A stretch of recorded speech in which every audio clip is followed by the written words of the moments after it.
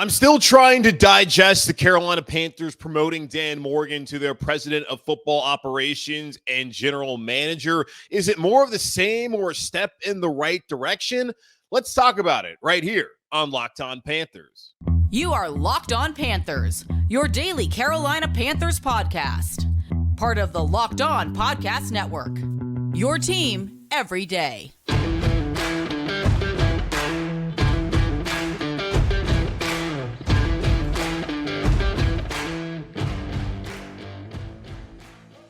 Welcome into another edition of the Locked On Panthers podcast, a part of the Locked On Podcast Network. I'm your host, as always, Julian Council, talking Carolina Panthers with you every Monday, Tuesday, Wednesday, Thursday, and Friday. Your team every day. That's our motto here on the Locked On Podcast Network. Subscribe or follow the show for free on YouTube or wherever you listen to your favorite podcast.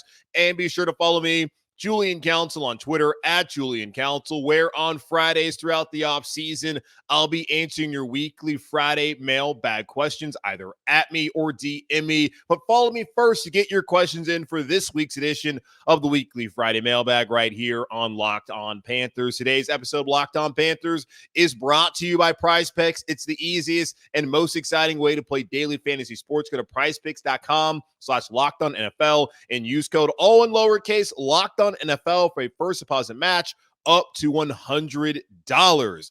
On Monday evening, early Monday evening, the Carolina Panthers announced that they were promoting their interim general manager, their assistant GM, Dan Morgan, to the role of president of football operations / general manager as they begin their restructuring of the front office. And it was something that, quite honestly, it caught me off guard. We hadn't heard much reporting in terms of the Panthers general manager search. We found out over the weekend the Panthers had quietly begun their second round of interviews throughout the entirety of last week. It was coming down to guys like Alec Hallaby of the Philadelphia Eagles, Brant Tillis of the Kansas City Chiefs, and the homegrown name here in Dan Morgan to potentially get the job or come in some sort of role here in Carolina. And as we know right now, Dan Morgan is here to stay. So on the surface, really looking at this is an uninspiring hire. When you consider the Carolina Panthers are 14-37 since Dan Morgan came in May of 2021, that they're coming off of a 2-15 season, one of the worst seasons in the history of the franchise, by far the worst season since David Tepper has owned the team. When you look at it on the surface and seeing that someone who was Scott Fitter's right-hand man has now ascended to a better job and is going to be in control of personnel moving forward, that doesn't make you feel warm and fuzzy inside. Now, you can understand that Dan Morgan is a different person, and we all understand that all of us are different people, that we can think differently. There's things that may have happened the last couple of years that Dan Morgan was not in agreement with. But Scott Fitter is a consensus builder. He wanted everyone to be on the same page, moving in the right direction. And we know that some of the directions they were moving in, and most of them were not the right direction, and that this team made some mistakes. Interestingly enough, when going through the process, Carolina Panthers, they had a couple people that I don't think y'all are going to be all that excited to hear who are a part of the process. Jonathan Jones of CBS Sports, their NFL insider, formerly of Sports Illustrated, formerly of the Charlotte Observer, used to cover the team. He said, according to sources, Tepper captained the search for his next GM along with his wife, Nicole, team president Chrissy Coleman, Panthers senior assistant coach, and longtime NFL head coach Jim Caldwell, and Mike Forty, who heads the search firm Sportsology. So the search firm, they were there to help out. It's just one of those things where, did you really need a search firm to identify your next GM candidate when that person was already in-house in Dan Morgan? I would say no, but it's possible that the search firm helped David Tepper identify some other candidates that could take on other roles within the front office. Understand this. This was not an attractive job. We have to all sit here and recognize that to be the case. The Panthers do have a decent amount of cap space that could all disappear if they're not able to find a way to sign Brian Burns and have to slap the franchise tag on him. Of course, they could trade him after doing that. That's not my preferred outcome, but it could be an outcome that Dan Morgan decides is the best thing for the organization moving forward. Either way, they have some issues here. They don't have a first round pick. The pick that they would have had was going to be number 1 overall. I don't think that's a pick that they should have used to select a player at number 1 overall. I think that's a pick they should have used to trade back, get more picks. The Panthers have a draft compensation issue with only 6 picks in this year's draft, and then 7, and potentially they could have more if a Ejiro Evero gets hired elsewhere as a head coach in the NFL, getting those 2 third-round picks thanks to the Rooney Rule. The Panthers don't have a ton of assets. They don't have a ton of cheap, good players, and they have some serious contract situations they got to figure out this offseason. This was not an attractive job when it comes to general manager. So we all understand that, and that's part of the reason I think that Dan Morgan ended up being the candidate here in Carolina. I also think that David Tepper is of an understanding, more than any of us are, of what's gone on the last couple of years within that front office, as he clearly is an active participant and has absolutely weighed in and pushed them to certain ideals and conclusions at the end of the day that I don't think have helped the organization get to where David Tepper promised, which is sustained success. Clearly, as Frank Reich is not here, Scott Fitter is out the door, and now he's hoping that someone that was a part of the mess can help clean up the mess here in Carolina. What's absolutely important, though, is that the Carolina Panthers had to find a general manager that was all on board with Bryce Young. And Dan Morgan absolutely is that person. Mike Kay of the Charlotte Observer put out on Twitter last night some of the quotes he got from Dan Morgan last spring about the Panthers' process to trade up to number 1, then identifying Bryce Young as their number 1 quarterback. Dan Morgan has been leading the Carolina Panthers scouting department. Dan Morgan, like Scott Fitter, like Thomas Brown, like Frank Reich, like David Tepper, and everyone within that organization identified Bryce Young as the top quarterback option. And knowing that, and that Bryce Young's going to stay here, and that David Tepper is all in on Bryce Young, the guy he said on draft night gave them the best opportunity of the quarterbacks available to not just win a Super Bowl, but to win multiple Super Bowls, plural. They want to see him succeed, and they wanted someone who believed in Bryce Young, and who better than someone who was a part of the process of bringing Bryce Young into Carolina. Now, you could see that as a mistake, the Carolina Panthers drafting Bryce Young after seeing the season that CJ Stroud had down there in Houston and watching the Texans led by D'Amico Ryans, who, of course, could have been a candidate here in Carolina last year had he believed that he actually had an opportunity to get the job and that he was not just a check box for the Rooney Rule. He didn't want to apply here in Carolina or interview here in Carolina. That could have been the Panthers situation. Of course, that's not the case. We'll wait and see if they can fix things around Bryce Young to show that he is as talented as we saw in that Green Bay's Packers game late in December. So you absolutely had to find somebody who still believed in Bryce Young. But last time when I talked to y'all, okay, Dan Morgan, I'll give him a chance. I'm not sitting here saying that it's a terrible hire. I just think the optics of going internally aren't the best, especially when David Tepper hired a search firm. You asked the question once again, I'm sure right now, why on earth would you hire a search firm if you're just going to hire somebody internally that's already been a part of the muck here in Carolina that has built the worst roster in the NFL?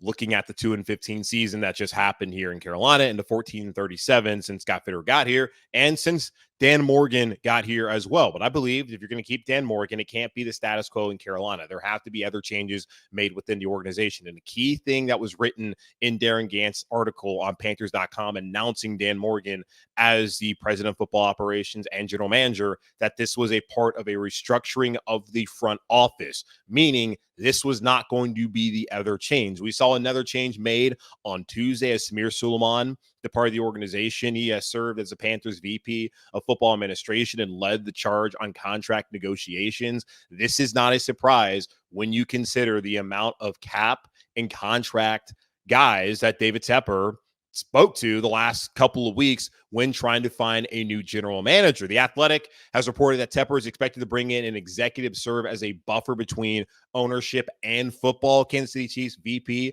of football operations, Brant Tillis, who has a background in salary cap and contracts, is the front runner for that role. The idea is Dan Morgan, he's going to handle personnel. Brant Tillis, if he does come here to Carolina, or if it's Nick Mateo from the Baltimore Ravens, they're going to handle, one of them will handle contracts and the salary cap and the numbers of it all and be the person that reports to David Tepper. that Tepper will ask about salary cap issues, contract issues, the philosophy behind, and analytics is a big thing that David Tepper is interested in when looking at head coaching candidates and, of course, front office candidates. They can be the analytics guy for David Tepper. He can ask them the numbers questions while staying away from the actual scouting personnel side of things here in Carolina. And that is a great step forward for the Carolina Panthers, in my opinion. Is Dan Morgan the right guy personnel-wise after leading the scouting department the last couple of years that has led to the worst record in the NFL, the first 2-15 season?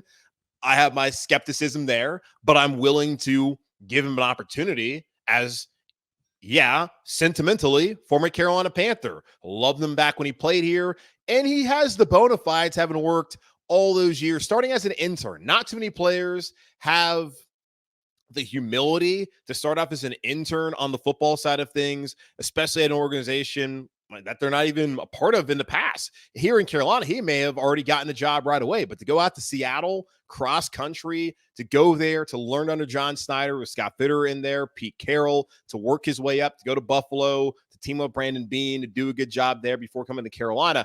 I have immense respect for Dan Morgan in the path and know that he certainly is qualified. And had the Panthers had success on the field, he would have been someone with that background that other teams would have wanted to talk to down the line. Now, typically, that's how it goes. This is a little bit different way about hiring somebody as your GM. But we can't sit here and pretend like Dan Morgan doesn't know football and that Dan Morgan hasn't worked and earned this role. It just is a little intriguing that, considering the circumstances that he's been a part of, that he was the answer. So absolutely, you can be skeptical and ask the question whether he's the right guy. But if it's going to be Dan Morgan handling personnel, then you bring in a Brant Tillis and Nick Mateo to handle the numbers and have David Tepper be the person who talks to them and not to the football side of things as far as personnel side goes.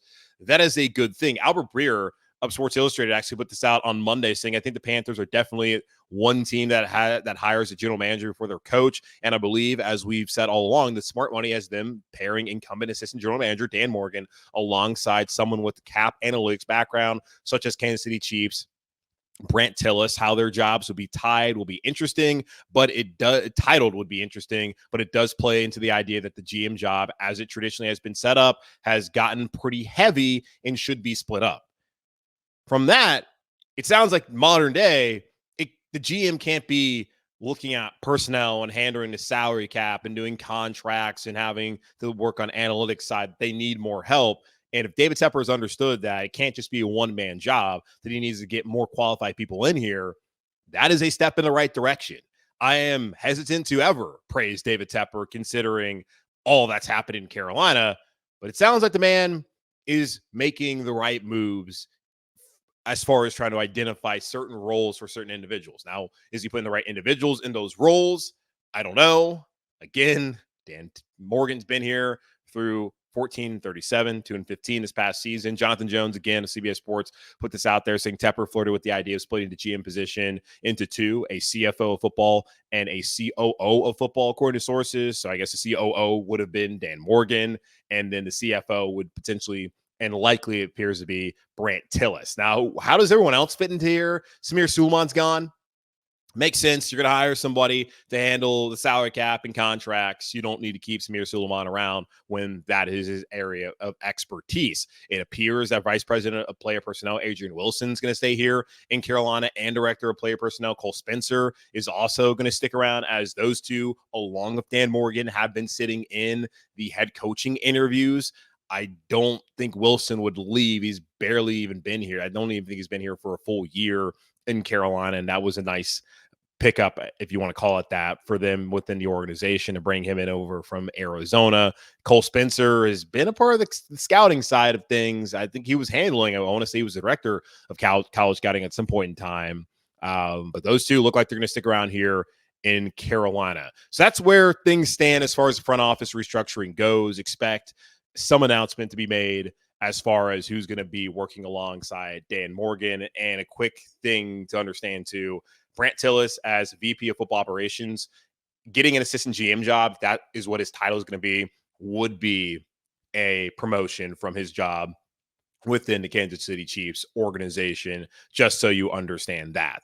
Okay, Head coaching search. That is what we're now focused on here in Carolina, along with the restructuring of the front office. One of the candidates I was supposed to interview on Tuesday is no longer a candidate, as Brian Callahan is a head coach there in Tennessee. The Carolina Panthers are also watching a couple of their candidates.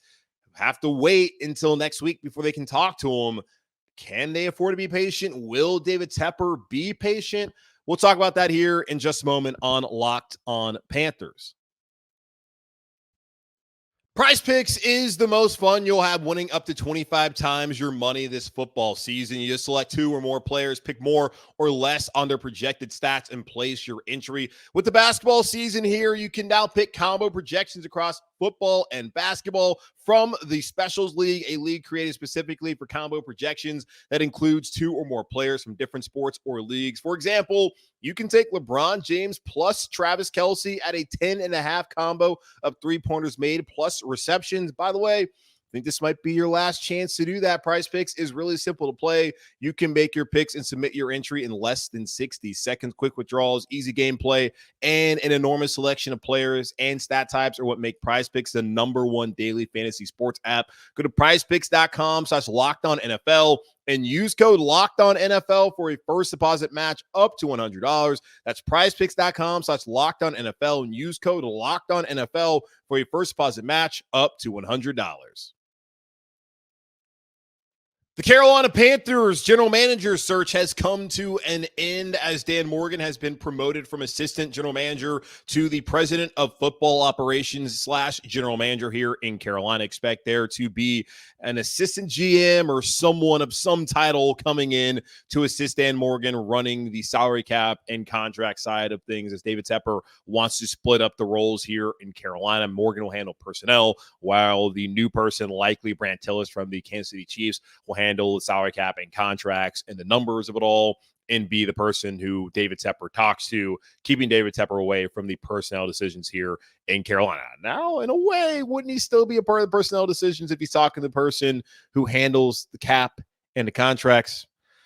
Let's just hope for the best, y'all. Okay, looking at the head coaching search here in Carolina. Brian Callahan, the Cincinnati Bengals offense coordinator, was set to interview here in Carolina the second time around in person, but did not get off the plane, really out of the building there in Tennessee, as he is now the Tennessee Titans head coach. That came out on Monday evening, a couple hours after the Panthers promoted Dan Morgan to their president of football operations / general manager. Callahan, the Bengals OC, was the longest tenured OC in the NFL, dating 5 years, had been there in Cincinnati since Dak Taylor got there, since Joe Burrow got to Cincinnati. And Joe Burrow swears by this guy. Peyton Manning has said a lot of great things about him. His dad is Bill Callahan, the former Raiders head coach, former Nebraska head coach, and currently the Cleveland Browns offensive line coach. Would have been a great hire. And that was somebody I was really thinking made a lot of sense for the Panthers. We talked about him on Monday's show right before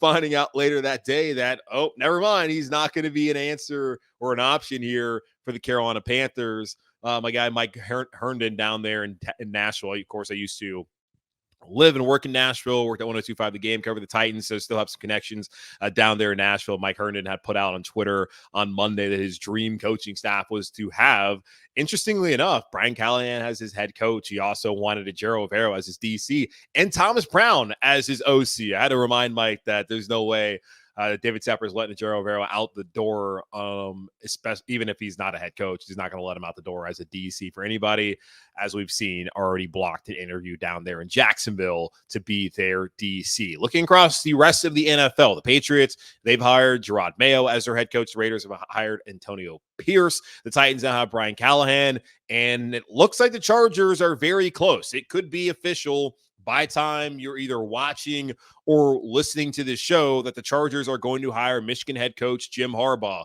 There was interest from Harbaugh's side last year in the Panthers, not so much from David Tepper's end. I don't think that those are two personalities that would have meshed at all. So while I would have liked to have seen Jim Harbaugh come here to Carolina, because I think he would have won, I think he's going to win big time in Los Angeles like he's won big time at Michigan. He won a lot at Stanford. Look at where Stanford's at right now. He won at San Diego. He won with the San Francisco 49ers. He's a hell of a ball coach. I think he's going to do a great job with Justin Herbert if that indeed ends up being the case, that he's going to be the Chargers head coach. No interest from the Panthers. You have to wonder why that's the case. There's been no interest in Harbaugh. There's been no interest in Belichick, although David Tepper did say he ideally wanted to hire a coach who would be here for the next 20 plus years, and that would eulogize him at his funeral. It's still possible that Belichick could come in here and then eulogize David Tepper. I don't think that would be likely, not to be a morbid, but David Tepper at least is practicing what he preaches by not going out there and getting a coach that in no way, shape, or form can coach here in 20 years in Carolina just based off of Belichick's age. There's no interest in there.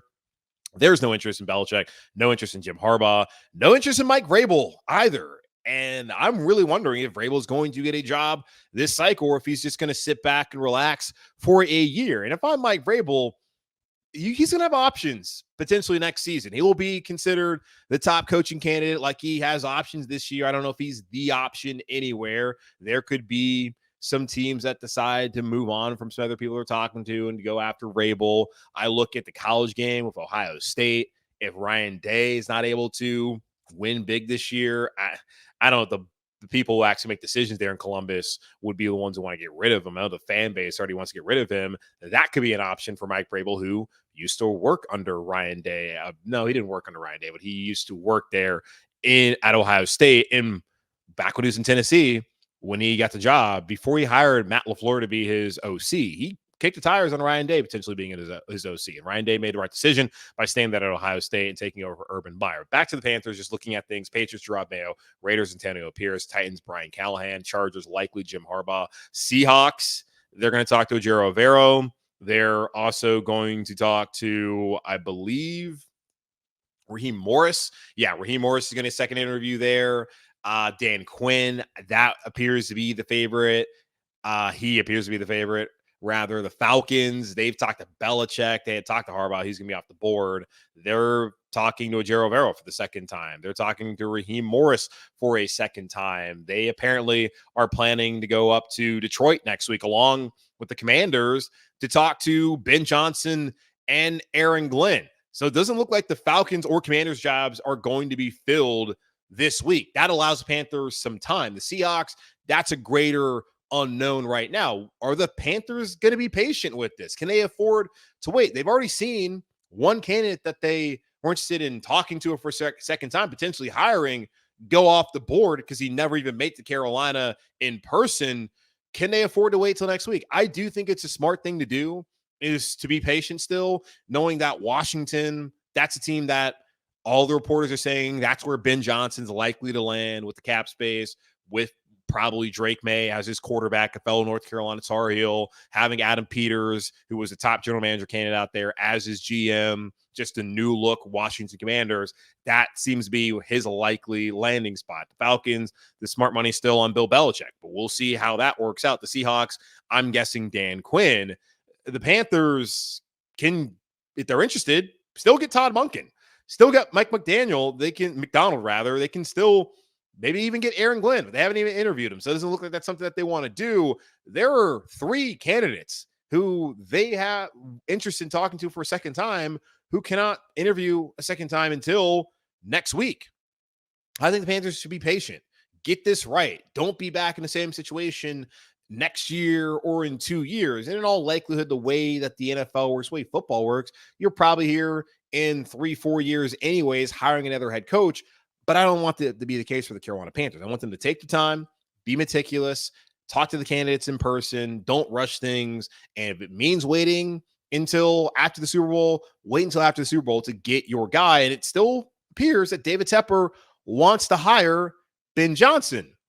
But now that Dan Morgan is here and he's a GM and president of football operations, is David Tepper still running the search? Or is Dan Morgan now in charge? And is there a new front runner here in Carolina? We'll talk about that here in just a moment on Locked On Panthers. Passion, drive, and patience. What brings home the winning trophy is also what keeps your ride or die alive. eBay Motors has everything you need to maintain your vehicle and level it up to peak performance, from superchargers, roof racks, exhaust kits, LED headlights, and more. Whether you're into speed, power, or style, eBay Motors has got you covered. With over 122 million parts for your number one ride or die, you'll always find exactly what you're looking for. And with eBay Guaranteed Fit, your part is guaranteed to fit your ride every time, or your money back. Because with eBay Motors, you're burning rubber, not cash. With all the parts you need at the prices you want, it's easy to turn your car into the MVP and bring home that win. Keep your ride or die alive at ebaymotors.com. Eligible items only. Exclusions apply. eBay Guaranteed Fit, only available to U.S. customers. We've known for quite some time that the top candidate here in Carolina, as far as David Tepper is concerned, is the Lions OC, Ben Johnson. It's who David Tepper wanted last year. It's who was the favorite for the job without ever interviewing for the job before deciding that he was going to stay there in Detroit to build something special, which has been the case. And the Lions are one win away from the Super Bowl. Wow. Again, the Lions are one win away from the Super Bowl. Cannot believe I just said that statement. Ben Johnson, once again, is a top candidate for, well, everybody in the league that's willing to wait, willing to talk to him. The Seahawks still have an opening. The Commanders, who appear to be the favorites, still have an opening. The Falcons still have an opening. And the Carolina Panthers, of course, still have an opening after finally finding new general manager in Dan Morgan, who's also the president of football operations, and likely hiring Brant Tillis from the Kansas City Chiefs to run the salary cap and the contract side of the business here in Carolina. But is there a new frontrunner now that Dan Morgan is here in Carolina? Is it still Ben Johnson, or is Dan Morgan going to be given some autonomy to hire his own head coach? It could possibly be that case. I don't know if I necessarily believe that, though. Well, yeah, let me go and backtrack. I don't believe that this head coach coming to Carolina is even going to be someone that David Tepper did not just absolutely fall in love with. David Tepper is going to get the guy that he likes. I don't believe Ben Johnson is going to be that man, but I do believe David Tepper is going to find a way to sit in front of Ben Johnson next week and to give him a final pitch with Dan Morgan there, with Nicole Tepper there, Christy Coleman. I assume Jim Caldwell will be there as well. The Sportsology grifter will be there to talk to him. Cole Spencer and Adrian Wilson, if possibly Brant Tillis is here in Carolina. They'll all be there in Detroit, in Charlotte, wherever it's going to be, at an airport, at a resort, on a boat. I don't know. They're going to get in front of Ben Johnson and tell him why Carolina is the right job for him and why things will be different with the new current setup. And if I'm Ben Johnson, this is not a job I was going to touch until I understood what exactly was going on in the front office. Personally, for me, I wouldn't be one of the coaches that says that I need to have control who's going to be my GM and how the front office is going to work. I would like to be able to come in, know that that side of things is stable, that the right people are in that job, and that I can work with those people. For Ben Johnson, now he can see one of the answers is that Dan Morgan's going to handle personnel, and very soon. And I think by the end of the week, if not the end of the weekend, he'll then see who's handling the salary cap side of things and with contracts, and be able to come to Carolina and look at them and understand, okay, that's their roles. So how do I fit within this organizational structure? That's just my thought. If I'm Ben Johnson, and I'm not Ben Johnson, that's my thought on how maybe Ben Johnson potentially could be thinking. And there's been people, as was reported by Joe Person back when he did the report on how things have gone wrong in Carolina in 2023, he had mentioned how people have been texting Ben Johnson within the organization all year long, letting him know how it's been difficult to work in Carolina and some of the challenges that he would face if he wanted to come to Carolina. Now he's seeing a new restructured front office, not fully there just yet. That possibly makes his job more appealing, especially if he is the guy that David Tepper wants. And by all accounts, that is the guy that David Tepper wants. But who does Dan Morgan want? Is it possible that Dan Morgan wants Dave Canales? Dave Canales has seemingly in the last 24 hours or so, once Brian Callahan went off the board, become that hot new candidate. And we heard this last year when Ben Johnson went off the board, it was Shane Steichen. And we had talked to Benjamin Albright, who we're going to talk to at some point this week. If the Panthers don't hire a head coach before then, maybe we'll even still talk to him to understand how they got to that point in time. But last year we talked to Benjamin Albright, and he had told us that it looked like Shane Steichen was the guy. And then after he talked to us, he got information that actually Shane Steichen was not the guy in Carolina. So right now it feels like Dave Canales has a chance. And I was looking at Ben's Twitter, and he was guessing that Dave Canales has a really good chance, and also said that the guy that the Panthers really want, the guy that David Tepper wants, is, of course, Ben Johnson. Will David Tepper see it through? Will he be patient? I think patience should be afforded to this search. I don't think that there's other teams I'm sure want to talk to Dave Canales. I don't think, and Seattle is another team, knowing his background there, that you may be a little concerned about if he is interviewing in Seattle. And okay, let me do a quick search. NFL Network has not done a great job at keeping up with the hiring cycle like they did in years past. So let me look on their website right now just to see if Dave Canales has scheduled a second interview there. I've only seen that he's scheduled a second interview here in Carolina. All right, looking at it, scrolling down, looking at the Seattle Seahawks, and they haven't even spoken to Dave Canales.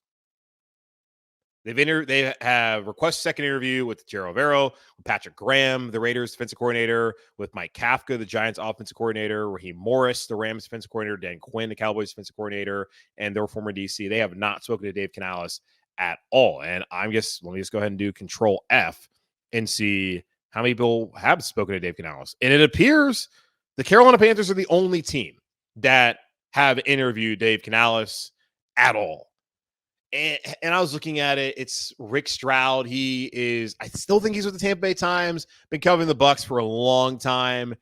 He would know the inner workings of the organization, how people feel about Dave Canales. Mike Evans has come out and said great things about him. Baker Mayfield said great things about him. We saw the work that he did with Geno. He's worked with Russell Wilson. He's clearly a smart guy. Pete Carroll at the Combine, I believe a year ago, there's a video that was circling around Twitter about the things he had to say when it comes to Dave Canales being one of those up-and-comers.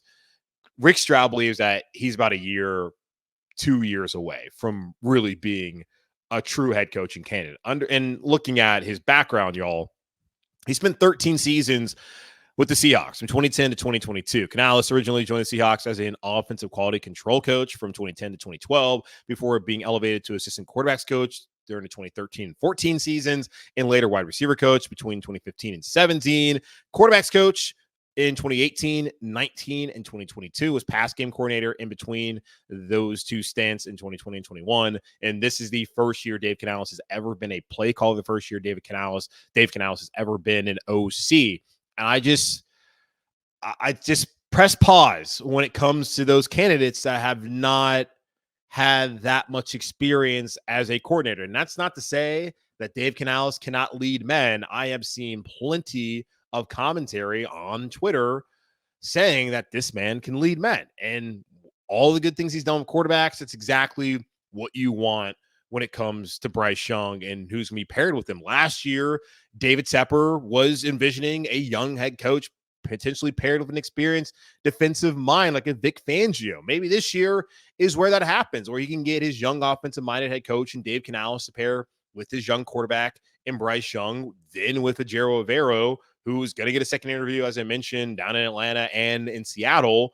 I don't think he's the favorite for either one of those jobs. Who knows if that ends up actually being the case? He could get the job. That is absolutely on the table. I do think, though, it's more likely that the Panthers, if they want, because no one else is talking to him, they can have Dave Canales and then have a Jero Vero, assuming that Dave Canales does not want to bring in his own defensive coordinator to help him out here in Carolina. We'll see how that works out, but it feels like David Tepper could absolutely have what he wanted last year in Ben Johnson plus a defensive coordinator.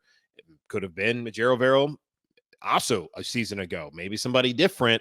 It looks like he can finally get that young coach pair with a bright defensive mind and Jero Vero, who I think is probably next year on to big and better things outside of Carolina with his third straight year interviewing for head coaching jobs, assuming that all goes well enough this upcoming season for that to be the case. But yeah, he's young.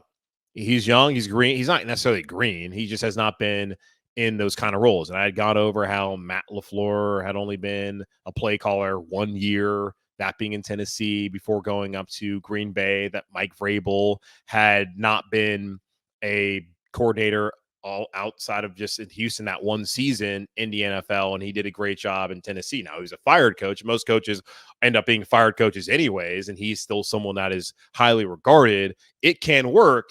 It's just the exception, not the rule. But Joe Brady was someone who came into Carolina, had success that year in 2020 with Curtis Samuel, with Robbie Anderson, DJ Moore, Mike Davis, those guys all going over 1,000 yards from scrimmage. Has not happened very often in the NFL. They had their issues, though, in late game situations. Was that the quarterback? Was that the offensive line? Was it the play calling? I looked at it as an overall offensive failure to go 0 for 8 in those situations, and Joe ended up losing his job the next year. Was it because Chris McCaffrey was injured? The offensive line wasn't great. Sam Darnold was the quarterback. So many factors. I still felt like Joe was young. And we saw that Joe did a good job with Buffalo. It helps when you have Josh Allen as your quarterback and you're a part of a competent franchise. I still felt, though, that it would take some time. And what do you know? Joe Brady's out there interviewing for head coaching jobs, just like I thought would be the case after they fired him. It'd only take him a couple years and he'd be right back there as one of those hot names. We'll see if it's right for Dave Canales to come here to Carolina. I'm absolutely excited about the prospect of that being the case. I'm not saying I don't want that to be the case at all. I would be excited to see Dave Canales, knowing what he's done with some of these quarterbacks and resurrecting Geno's career and working with Russell before, and what he did with Baker Mayfield this past year, and what I think he could potentially do with Bryce Young. That is an exciting prospect.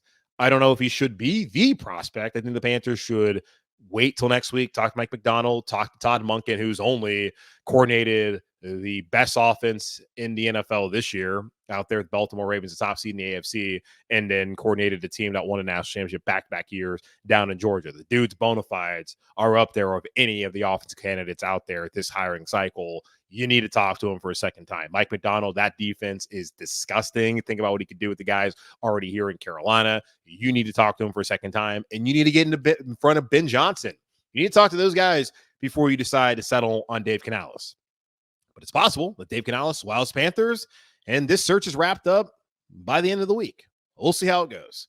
All right, it's going to wrap up this edition of the Locked On Panthers podcast, part of Locked On Podcast Network, hosted by yours truly, Julian Council. Again, y'all subscribe or follow the show for free on YouTube or wherever you listen to your favorite podcast. And be sure to follow me, Julian Council, on Twitter at Julian Council, where on Fridays throughout the offseason, I'll be right here on the show answering your weekly Friday mailbag questions, either at me or DM me. But follow me first on Twitter at Julian Council to get those questions into me now. In the meantime, be safe, be happy, be whole. As always, keep pounding, and I'll talk to y'all on Thursday.